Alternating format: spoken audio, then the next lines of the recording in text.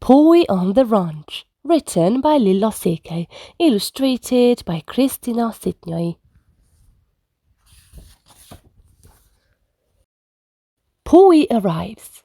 Pawy, the little city kitten, noticed one day that there was a lot of hustle and bustle in the house. Mom made sandwiches, and Dad carried the stuff out to the car. Even Ben and Hannah packed their toys in their little backpacks. After Dad locked the suitcases, he picked up Pawy and placed her in the kitty carrier, and off they went on a journey. The car rolled into a shaded yard just as Pawy woke up. She heard strange sounds, but she was quickly brought into the house, so she didn't have a chance to see where the sounds were coming from. She was very curious about what was in the yard, so she headed towards the door. There she sat down and waited for someone to let her out. However, in all the coming and going, no one paid attention to her.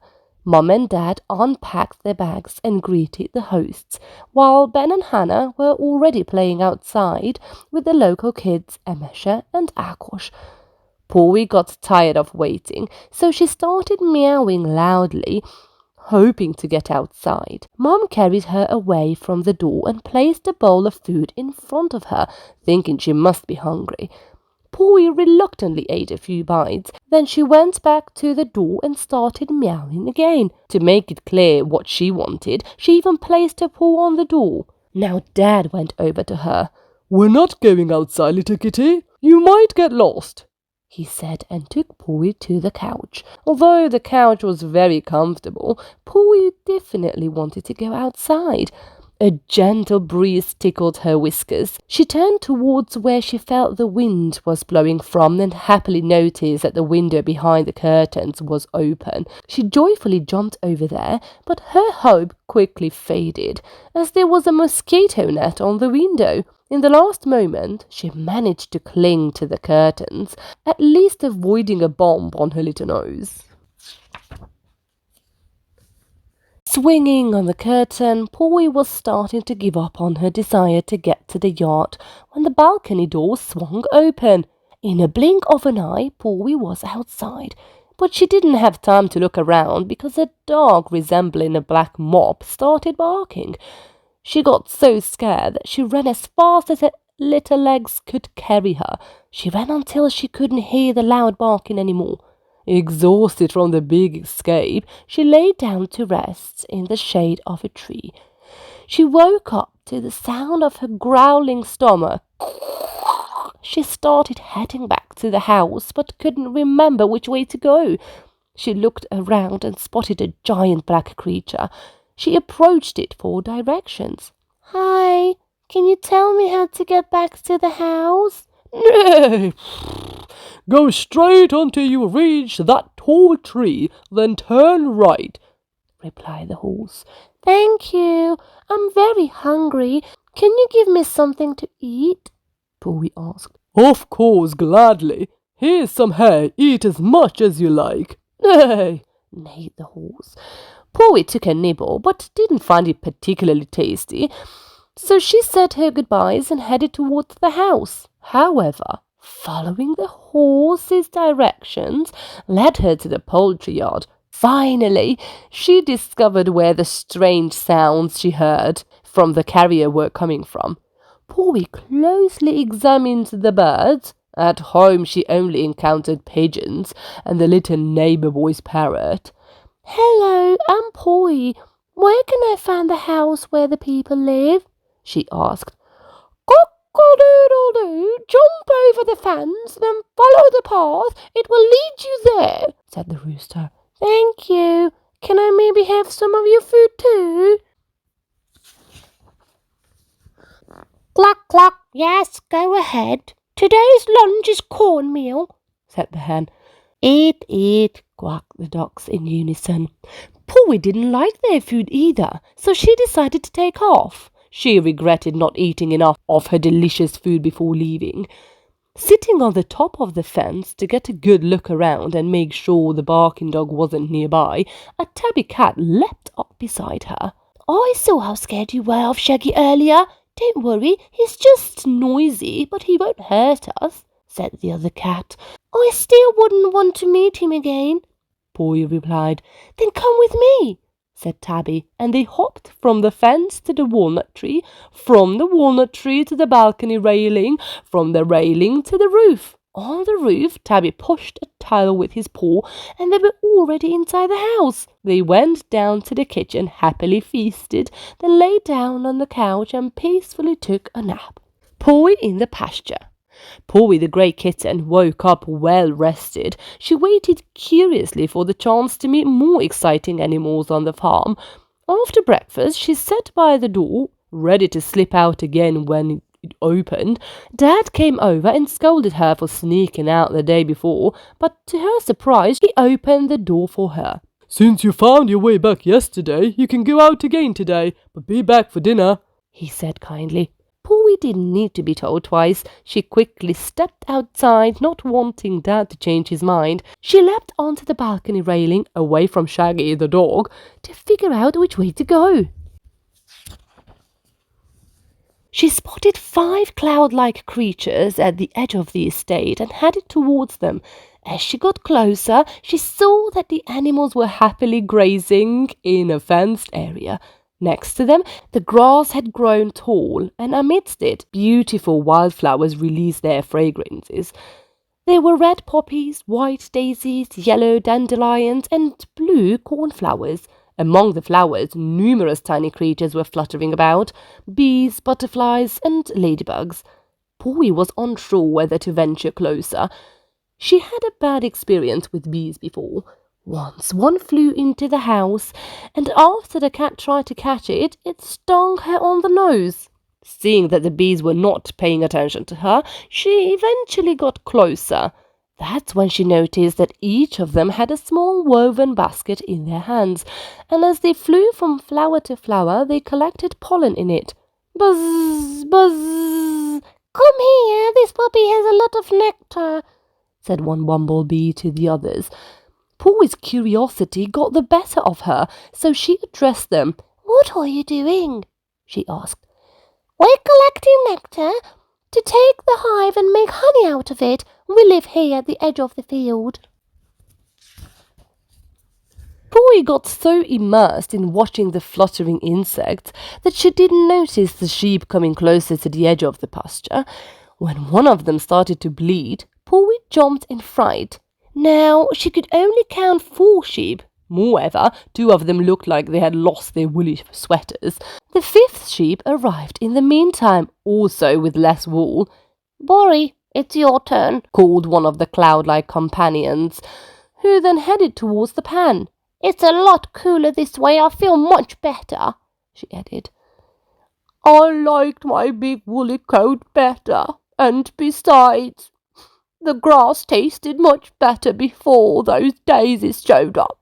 That is a lousy day, complained one of the sheep. Come on, Benny. Just yesterday you were complaining about being too warm. It'll be much more comfortable this way. Believe me, the flowers smell so lovely. This is a good day. Trust us, the others reassured her. I need my wool, and the flowers makes me sneeze. cried Benny. The others moved closer to comfort her. Finally, the old ram spoke up. Do you remember, Benny, when you woke up in the morning and took a bite of the grass? Benny stopped crying as if someone had flipped a switch. Yes, she exclaimed cheerfully. It was so delicious and crunchy, and the dewdrops sweetened it, and it was so peaceful watching the golden sunrise behind the hills. The ram smiled. That's what you should remember. You're right. It's truly more comfortable without the wool in the warm weather. I won't eat the daisies, just the grass. Pawy was relieved that they comforted Benny. She felt sorry for the poor sheep. She headed towards the pen to see how they were taking the sweaters off the sheep. Next to the pen, they were shearing Bory's wool with a machine. It looked like the one Dad used to trim his beard, just much bigger.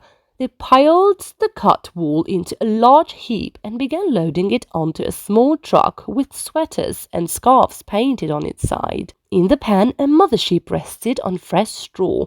2 little lambs were frolicking around her. Pawy's observation was interrupted by the arrival of Tabby. They greeted each other cheerfully, and then Tabby rubbed against Farmer John's legs, purring. The farmer stroked Tabby's head and poured a bit of warm sheep's milk on the metal can into the cat's bowl. Tabby gestured to Pawy to join her, and they happily lapped up the milk together. Since the sun started to set, the two cats made their way back to the house. They leapt from the poultry fence to the walnut tree, from the walnut tree to the balcony railing, from the balcony railing to the roof, pushed a tile aside on the roof, and they were already inside the house. They settled on the sofa and peacefully drifted off to sleep. Pawy and the ducklings. Pawy, the city kitten, was basking in the sun on the balcony swing when she heard some exciting quacking coming from the poultry yard. She quickly rushed over to see what was happening. Underneath the duck mom, the eggs in the nest began to quack. Some of the eggs already had tiny holes from which the small creatures were starting to emerge. It didn't take long, and 3 little yellow fluffy ducklings hatched from the eggs. "We are born! We are born!" they quacked excitedly. "Your names are Daffy, Ducky, and Quacky," quacked the duck parents in agreement. The duck dad, the gander, started walking towards the small pond, and the ducklings followed suit. The duck mom trailed them at the end of the line. The 3 ducklings happily jumped into the water after their father. Daffy and Ducky skillfully started swimming, but Quacky couldn't manage the task. He held his head too far forward, causing him to plunge headfirst into the water each time. The duck mom had to pull him out with a big, "I can't do it, I can't swim," cried Quacky angrily. "Oh, but you can. You just need a little practice. Not everyone gets it right away," reassured the parents. However, Quacky didn't calm down. He grumpily retreated into the shadow of the willow tree and watched the others from there. They called him a few times, but after he made it clear several times that he didn't want to join, they stopped trying to persuade him. Pawy felt very sorry for the duckling sitting under the tree.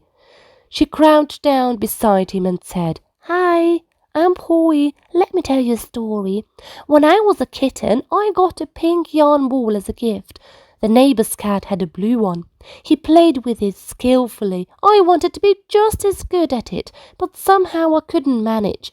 I just tangled up the threads, got them stuck in my paws, and in the end, I even fell off the armchair. In my frustration, I threw the tangled yarn ball under the sofa and decided that I would never touch a yarn ball again. As the days went by, the neighbor's cat became more skillful with his yarn ball, while I became sad watching him play. Finally, I fished out my own ball from under the sofa and approached him and asked him if he could teach me how to play with the yarn ball too. First, he carefully rolled up what I had tangled up, then patiently started teaching me how to play with it. It didn't go very well at first, but he encouraged me to not give up, and I continued learning. By the end, I became almost as skillful as he was, and since then, I'm always in a good mood when playing with a yarn ball." As Pawy continued her story, Quacky listened with his eyes wide open. At the end, he thanked the cat for sharing the story and headed towards the little pond. He cautiously entered the water, but his head sank again. The duck mother helped him, and after a few clumsy attempts, he indeed managed to stay afloat on the water's surface. He smiled happily at Pawy, who sat proudly in the shade of the willow tree. Meanwhile, from the other end of the poultry yard, excited crowing could be heard. The rooster stood next to a big cherry which had just fallen from the tree, and he called the hens with his crowing to the feast. They gathered around, and amidst loud clucking, they started pecking at the fallen fruit. There was a bit of a dispute over it. Initially, a grey-barred rock hen snatched it, and as she ran off with it, she dropped the cherry from her beak. A brown hen quickly picked it up, took a little bite, and soon everyone was taking turns nibbling on it until the cherry was all gone. Suddenly, excited sounds came from the chicken coop. Cluck, cluck, cluck, cluck, cluck, cluck, call. An egg for every day is no trouble, shouted one of the hens. Pawy tiptoed over and peeked through the coop door to see what was happening. They had made little nests along the edge of the coop, and the noisy hen stood proudly next to one, announcing to the world that she had laid an egg that day. There were quite a few in the other nests too.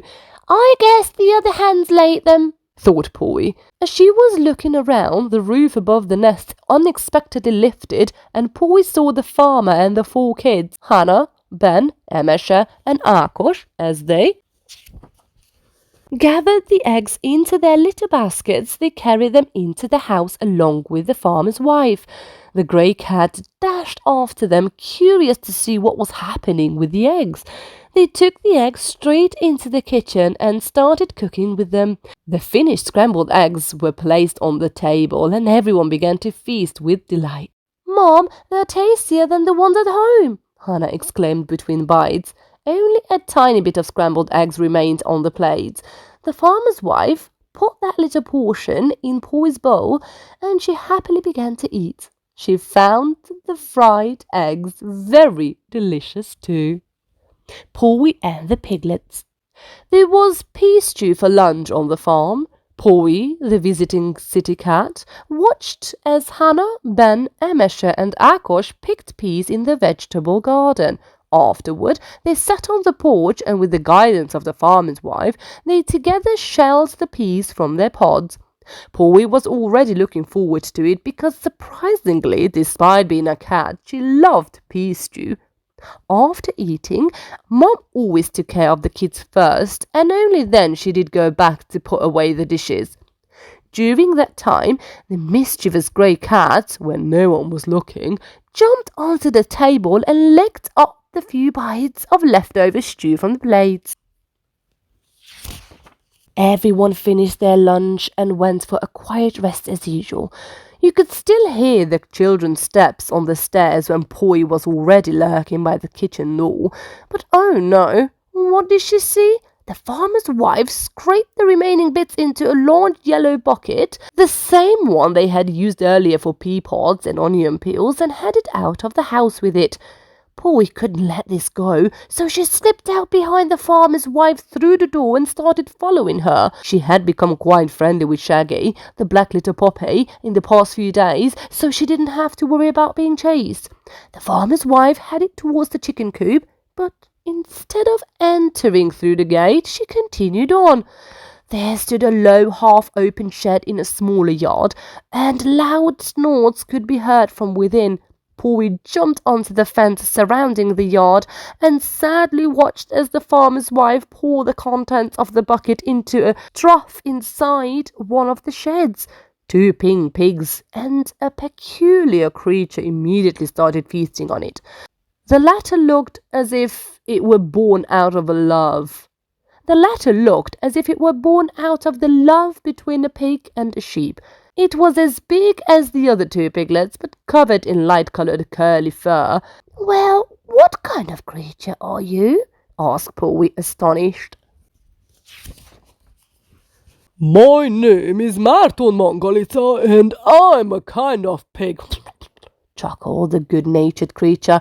He was accustomed to such questions. In the pan next to him, a mother sow lay with 8 piglets. One of them, Snouty, ran around and loudly exclaimed, "Oink, oink, where's my favourite acorn? Have you seen my favourite acorn? I purposely set it aside. It was so nice." "It's probably somewhere in the midst of the mess. You always leave your things scattered. Clean up the mess and you'll surely find it," scolded the mother pig. "Create a tidy pigsty and you'll find it for sure." Grumbling, Snouty began to tidy up, but he grew more and more sulky because he couldn't find his favourite acorn. Under his breath, he grumbled that cleaning up was the most useless thing in the world, as it only took a minute for everything to look the same, as if he hadn't started cleaning up. His siblings took pity on him and started cleaning up the pen as well. Suddenly, Robbie happily exclaimed. "Look! Here's the pine cone I was playing with the other day. I searched everywhere thinking a squirrel had snatched it, but it was right here under all the other stuff." The others rejoiced with Robbie, took a little break from their work and played with the pine cone. After a while, they resumed their chores as Snouty's acorn was still missing. They searched the entire pen for it, while Pawy watched them. She spotted a shiny little acorn in the corner of the pen. Quickly realizing that the piglets were surely looking for that, Pawy rushed over and skillfully tossed the little acorn to the piglets. "Isn't this what you were looking for?" she asked. Pawy returned to her spot on one of the pen's columns and sadly watched as the remnants of the pea stew disappeared into the pigs' bellies. Márton Mongolica noticed Pawy's sadness and invited her to eat with him. The kitty happily joined him. After filling herself with pea stew, she bid farewell to the pigs and went back to the porch to nap in the hammock. Pawy and the snails. It was so warm in the evening that Pawy the grey kitten decided to spend the night in the hammock on the balcony. She was delighted to be on the farm because back home it would surely be much hotter and sleeping on the balcony wouldn't be an option. The early morning sun tickled her nose, and in a half-dreaming state she gazed around. The birds in the vicinity had been awake for a while, and birds' songs echoed from every tree. The blackbirds were the loudest. Pawy caught a peculiar scent. It was as if someone was making pizza sauce somewhere. She followed her nose, which led her to an oregano bush in the edge of the vegetable garden. In the garden, there was a plant adorned with yellow flowers as big as Pawy's head. She approached to get a better look. Beneath the flowers, small pumpkins were growing. That's when she noticed tiny snails on the flowers, happily munching holes in the flower and getting closer to the growing vegetables. Pawy knew that the farmers wouldn't be happy about that, so she kindly asked the snails not to nibble on the flower. The snails responded, "But we're hungry. There are so many delicious things here." "But the children will be very sad if you eat their vegetables. I heard Ebesha and Agus talking to Ben and Hannah about how they helped plant the seeds this year, and they're looking forward to tasting the pumpkins, tomatoes, peppers, and zucchinis. And if you nibble on them, they won't get to enjoy them." "But I have a great idea," Pawy exclaimed. "Climb on my back. By the pasture where the sheep graze, there's a big flowery field. You'll surely find something there that you will love." The snails pondered the cat's offer and decided that she might be right. They would likely find something tasty there. They trusted Pawy's guidance and continued their journey on her back towards the flowery pasture. They were happy to see the world, but they couldn't venture too far on their own. Pawy sat down on the ground, and one by one the little snails climbed onto her back using her tail. Together they set off towards the pasture. Chibi, the smallest snail, enjoyed the cat bus ride so much that in his excitement he momentarily forgot to hold on. He started sliding down Pawy's side. Quickly, he grabbed onto her fur, but he knew he couldn't hold on for long. The other snails started shouting in fear, but since snails can only shout very quietly, and Pawy was moving quickly, she didn't hear their plea for help. The snails formed a chain, each one holding onto the shell of the one in front of them. Unfortunately, even in this arrangement, they couldn't reach Chibi, who continued to slide down. In desperation, they began to discuss what to do, knowing that if Chibi fell, his shell might break. Eventually, they decided that their most agile companion, Chasey, would climb up to Pawy's ear and tell her to stop. Chasey set out on the challenging journey against the headwind through Pawy's ruffled fur. Eventually, she managed to reach Pawy's ear. She shouted, "Pawy, stop! Chibi's going to fall!" Pawy was so startled that she leapt up in a giant jump. This nearly caused all the little snails to tumble off, but fortunately, each one managed to hold on. The cat saw the snails clinging anxiously to her fur. With great care, she gently placed everyone back on her back using her mouth. Thankfully, none of the snail shells were damaged. After that, Pawy proceeded much more slowly, ensuring that nobody would get hurt. Chibi couldn't resist his curiosity and, along the way, wanted to touch one of the gorgeous sunflower petals. Fortunately, the others were now paying much better attention and prevented him from getting into trouble again. When they arrived at the pasture, the snails were overjoyed. The field, filled with so many flowers and crisp leaves, was like a set table for them. They'll happily explore their new home. Pawy and the cows. Everyone went on a trip from the farms. So Pawy, the little city kitty, sat alone on the garden chair on the balcony. Along came Tabby, the country cat. "Guess what? They left us a little sour cream by the cow shed in the bottom of a bucket. Would you like some?" "I'm always up for a little snack," said Pawy cheerfully. They walked to the barn, and indeed there was a small portion of leftover sour cream. They happily gobbled it up. Next to the barn was a short building with tiny windows. Pawy jumped on the windowsill to see what was inside. Blue and white tiles covered the walls, and along them there were enormous shelves with huge cheese wheels on them. "Sometimes they give us a bite of those too. They taste really good," said Tabby. Meanwhile, they heard the sounds of cows coming from the barn. We have to go. The other calves are waiting for you in the pasture.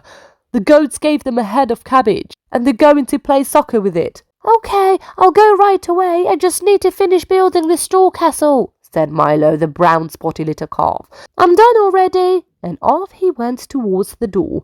But as he walked, he kept looking at his creation, and he tripped at the barn door and fell on his nose. "Moo! I hit my leg. I don't want to go." The mother cow licked Milo's sore leg and began to comfort him. The little calf stopped crying, but still sat on the ground. "I'm not going. I don't want to play. I want to stay here," he complained. "But Milo, the others are waiting for you." "And playing soccer will be a lot of fun, especially with the cabbage," said his mom. "I'm not going." Milo's mom saw no need to try to convince him further. "All right, I'll go to the pasture with the others. If you decide to come, we'll be happy to have you." "Fine," grumbled Milo. The mommy cow stepped out of the barn. She went very slowly, and every now and then she looked back. Milo played with the straw for a while. Then he realized how fun it is to play with the others, and yet he ran after his mom. He shouted while running, "Wait for me, I'm coming too!" His mom smiled, waited for him, and they walked together to the pasture. The other little calves were already there, starting to play with the cabbage ball. Milo quickly joined them, and amid laughter they kicked the cabbage around. Some foals trotted over to the little calves and asked if they could join the game. The black and white calf said in an unfriendly tone, "No, we are playing now. We don't want horses on the team." The foals were really upset by the response and didn't let it go.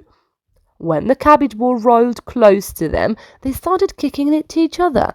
When the calves asked for it back, they got a similarly unfriendly response. "We don't play with cows," they neighed simultaneously. "But that's our ball," the calves shouted. An ugly argument broke out between them. Suddenly, a loud bellow interrupted them. They all fell silent in fear. "Moo! Stop this immediately!" yelled a huge Hungarian grey cattle with enormous horns from the neighbouring pasture. "You can play together. Every team needs foals and calves. Don't let me hear you behaving so badly towards each other again." The little animals pondered on what they heard and felt ashamed of themselves. They apologized to each other, and following the bull's words, they formed two teams and continued playing. Initially, the calves played against the foals, but it quickly became clear that the competition wasn't fairly balanced this way. Instead, they even came up with team names for themselves. They thought a lot about it, but in the end, they decided to name the two competing animal teams after the flowers in the field. Sometimes the poppies won, and other times it was the daisies. That made the game much more exciting. They played until it got very hot. Then they drank a bit from the water trough and retreated to the shade to rest. Pawy at the harvest. One morning, John, the farmer, woke up very early. Pawy was curious about where he was going, so she sneakily slipped into his bag. A little ways from the farm, they got into a very peculiar-shaped green tractor truck and headed down the village dirt road. They arrived at a vast golden field where other farmers were waiting with strange machines. Pawy listened carefully, and it turned out that the vehicle John arrived in was called a combine harvester. They set off in the wheat field, starting to harvest the crop. The combine harvester shot the wheat grains into a trailer pulled by a red tractor that followed alongside. Meanwhile, Pawy had slipped out of the bag and was now travelling on the seed, observing the scenery. Sunflowers were unfurling their petals to the left of them, and on the right corn was starting to grow its stalks. The harvesting had been going on for a while when John suddenly stopped the machine and hopped out of the seat. Not far from the combine harvester, a wounded deer lay. The poor creature couldn't stand, so John carried her to the edge of the wheat field, gave her some water, and bandaged her injured leg. Even after this, the little deer couldn't stand, so the farmer asked the others to continue working while he took the limping animal to the house to recover in the cool barn. From the sky, a blue jay saw what had happened and flew desperately to the owl, the wise elder of the forest, to tell the story of how Zinny, the little deer, had been kidnapped. The old owl quickly called a meeting of the forest council to discuss what they should do. The populous rabbit family, the cunning fox, the colourful pheasants, the bushy-tailed squirrels, and the wild boar all gathered. Sassy the blue jay explained that the little deer had been taken to a farm and placed in a barn. They all agreed that they needed to free Zinny. They began to work out the details of the rescue mission. The task fell on Momo, the young squirrel, to fly on Sassy's back to the farm and reassure Zinny that they would soon set her free. They arrived at the farm, and Momo cautiously snuck into the barn. He couldn't believe his eyes. There lay Zinny on fresh straw, her injured leg bandaged.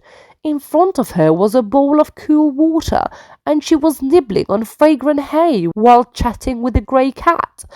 Momo approached them and took a sip of water.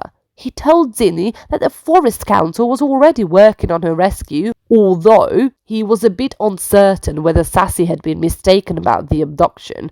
Zinny smiled and asked Momo to call off the rescue mission, since no one had kidnapped her.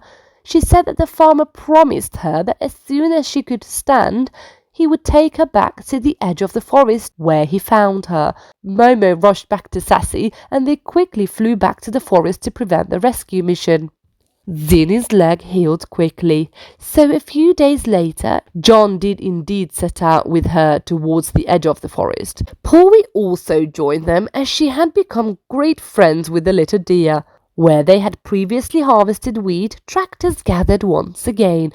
The machines collected the wheat stalks from the ground, and the baler at the back spit out enormous round straw bales. Pawy was so enchanted by the massive bales that she hopped from one to another.